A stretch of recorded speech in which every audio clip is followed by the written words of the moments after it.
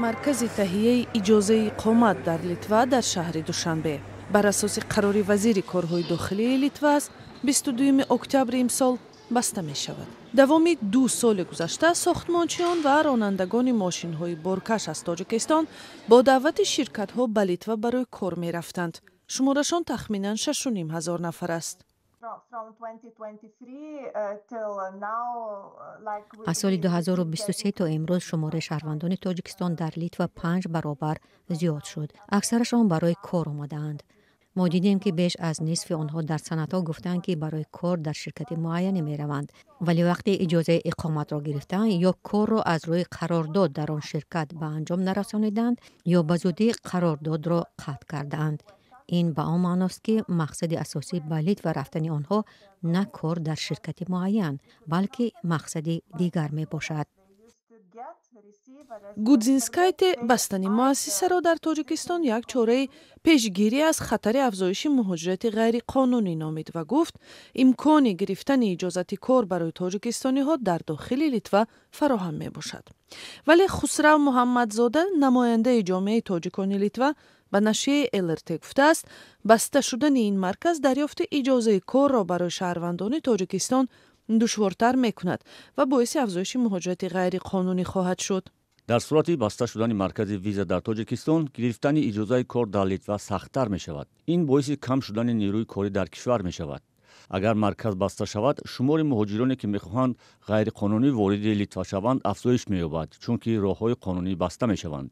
فکر میکنم که مهاجرت کاری غیر قانونی می افزاید.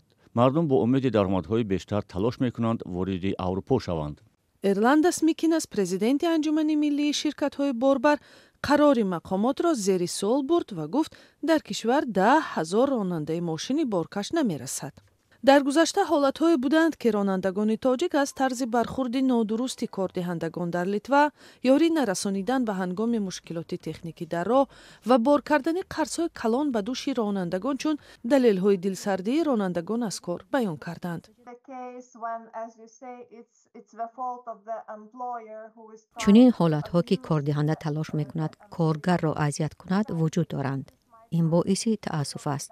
در چنین حالت‌ها من از تاجیکستانیان دعوت می‌کنم که به اتفاق کسب اعضا شوند چون آنها واقعاً هم در حمایت از حقوق کارگران مؤثر هستند. ما در ساحه بار و تأمینات اتحادیه‌های صنفی قوی داریم. حقوق شناسان رایگان دارند که برای پیشگیری از پایمال شدن حقشان یاری می‌دهند. خمینی توفالنگوف یک ساکن ناحیه مسجد در پس منظر فشار بالای مهاجران در روسیه می‌خواهد در ساختمان در لیتوا به کار قبول شود. میگوید کار یافتن در بیرون از تاجیکستان بسیار دشوار شده است. مردم باز رو دیگه جا میرن سر طرف تشکین و اونجا هم واسه قزاقستان هم اونجا محکم کردن شد. چند بچه‌ها رفتن سپردن گراجانی تاجیکستان گفتن گردوندن. همین 3-4 روز نزد چند خش بچه‌ها رفتن سپاریدن همش گردوندن. پاسپورت نمیاد گراجانی تاجیکستان گرد تمام دلش دکومنتاش درجه ندیده. این مرکزها چه فایده دارن براشون؟ این مرکزها تاجیکستان چیکار کنه دیگر دولت ختم میشه مسپورین تلپر. راننده ماشین بارکش یوسف سفرف به مرکز ویزادهی لیتوا از ناحیه رودکی آمده است. میخواستم برای 2 سال اجازه اقامت تهیه کنم. اویلم کلان است، باید خانه سازم. بچه ها را توی کردن در کار. مشکل زیاد است، خودتان میفهمید. قرار بستن مرکز در حال است که سالهای اخیر اتحادیه اروپا تلاش دارد میل کشورهای آسیای مرکزی را به روسیه کمتر کند. مقامات در تاجیکستان تا حال به این خبر واکنشی نکردند.